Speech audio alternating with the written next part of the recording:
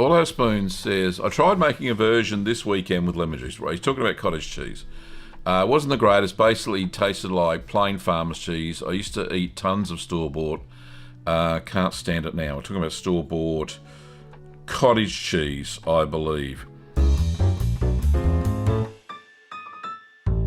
Now, cottage cheese is, it's not the subject of today, but it will do. So if we pop over to the channel page, let's have a quick look. We are going to search for cottage cheese. Now, I've made a few versions, and I've got one recipe that absolutely works. So, this is the one. The secret to making perfect cottage cheese at home. And then we've got other ones. Cottage cheese fail. Cream cheese win.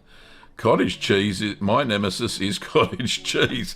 So you can imagine how many times I tried to make this cheese. And here it is here in all its glory.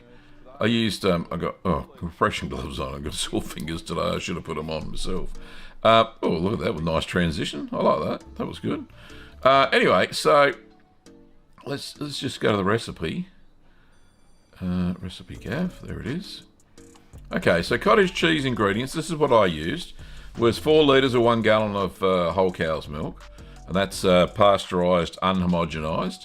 1/16 of a teaspoon of a mesophilic culture, so that's MA11 or MO30. 1/8 of a teaspoon of calcium chloride. 1/4 of a teaspoon of single strength rennet.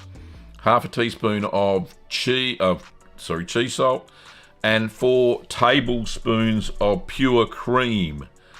Look, it can be thickened cream if that's all you can get. But I used pure cream. I managed to get hold of some of that. And that worked really well. So, I will share this recipe. Can we get a share? Of course we can. Oops, no. That's what I want there. And I'll pop that in the chat. This works a treat. I did it twice.